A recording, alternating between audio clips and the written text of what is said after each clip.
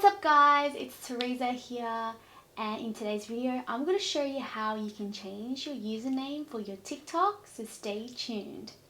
If you're new here, welcome. I make a lot of how-to videos and particularly for Instagram and now TikTok. So if you enjoy these types of content, make sure you hit the subscribe button and notification bell so that you don't miss out on any of my videos. Without further ado, let's jump straight to the video.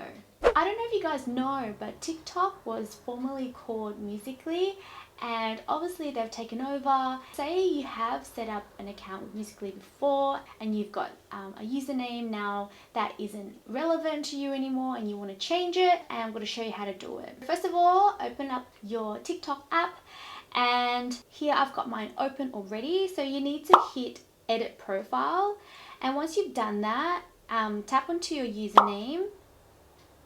And as you can see, mine is grayed out at the moment because I've recently changed my handle. So it says here you can only change once every 30 days. So make sure you choose really wisely.